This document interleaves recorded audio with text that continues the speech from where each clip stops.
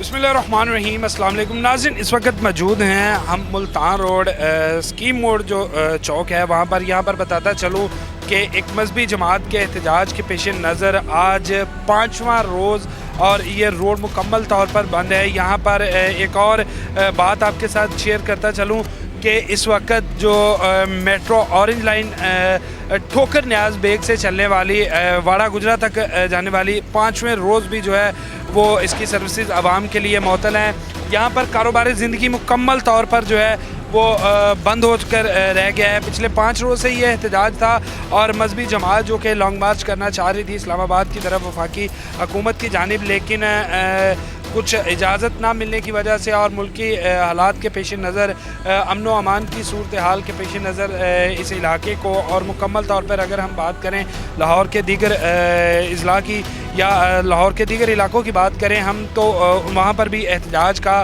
सिलसिला तो जारी है और रोड जो है वो बंद कर दिए गए हैं।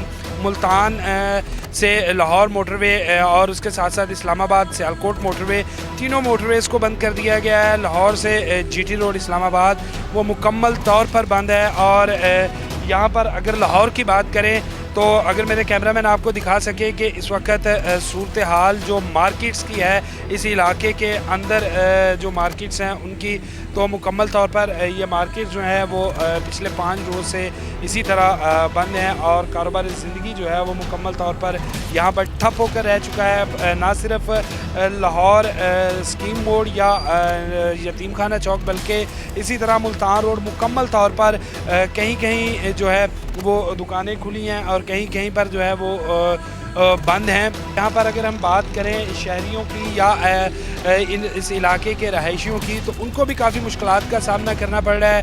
मुकम्मल तौर पर कंटेनर्स लगा दिए गए हैं और ये 5 रोज़ से बंद है।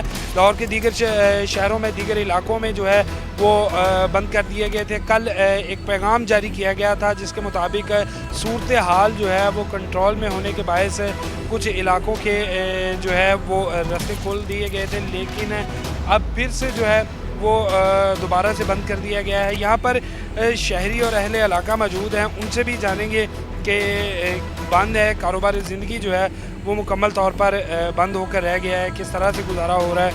अस्सलाम वालेकुम, आप रहायशी हैं यहाँ? हाँ जी।